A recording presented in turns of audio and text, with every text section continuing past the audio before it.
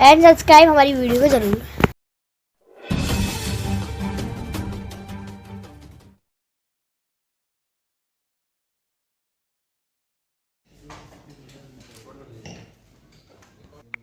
नवनिर्वाचित सांसद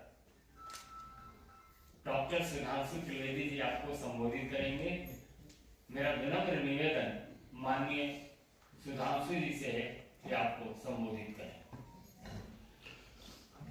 मित्रों, जो देश लोकसभा चुनाव की तरफ आगे बढ़ रहा है तो बेचैन और परेशान विपक्ष एक के बाद एक नए जहर बुझे सामान निकलकर सामने आए हैं। हम सभी ने विगत लंबे समय से 16, 17, 18 वर्षों से देखा है कि प्रधानमंत्री श्री नरेंद्र मोदी जी के प्रति ईर्ष्या, द्वेष, ग्लानि, पराजय की कुंठा, इंफीरियरिटी कॉम्प्लेक्स यानी एहसास कमतरी से वाबस्ता होकर जितने भी प्रकार के ओछे स्तर के हल्के बयान, नितांत व्यक्तिगत अपमानजनक बयान दिए गए हैं, उसकी भारत की राजनीति में मिसाल नहीं है। उनके समुदाय, उनकी जाति, उनके परिवार, उनके स्वर्गीय पिताजी, उनकी स्वर्गीय माताजी को लेकर अनेक बार ऐसे आपत्तिजनक बयान दिए गए हैं जो लोकतंत्र की मर्यादा को तार-तार करते हैं। और उसी सिलसिले में कल पटना की रैली में इंडी गठबंधन के सभी नेताओं की उपस्थिति में प्रधानमंत्री श्री नरेंद्र मोदी जी के ऊपर एक बार पुनः इस स्तर का, इस निचले और छिछले स्तर का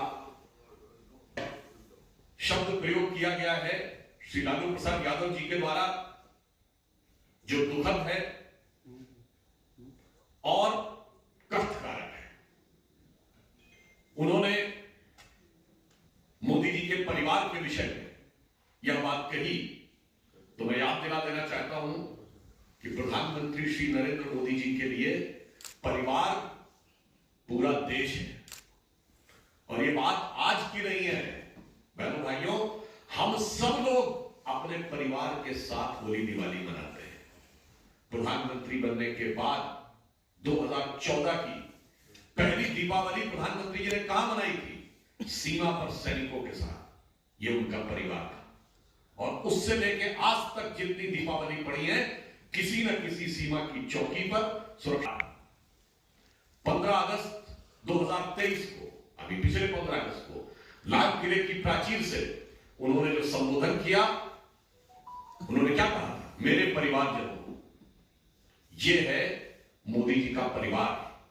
और ये भाव सिर्फ 2014 से नहीं है, अपनी तरुणाई की अवस्था में जब उन्होंने समाज के लिए और राष्ट्र को परम वैभव तक ले जाने के संकल्प के साथ अपने परिवार को छोड़ा था, तो उसी क्षण उन्होंने यह संकल्प ले लिया था कि अब पूरा देश मेरा परिवार है।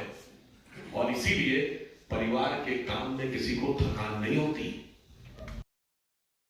ईमानदार और अदब और अलबेले किरदार श्री अरविंद केजरीवाल जी ईडी के सामने जाने से बच रहे हैं और अब ईडी को तकनीकी ज्ञान समझा रहे हैं। साहब, आपने कभी सुना है कि जो मुलजिम हो वो मुंसिफ की कुर्सी पर बैठ जाए? यानी आरोपी न्यायाधीश की कुर्सी पर बैठ के बताए कि यह काम इस नियम के तहत होना चाहिए। और मैं इनका एक पुराना 10 सेकंड का स्टेटमेंट सुना रहा हूं।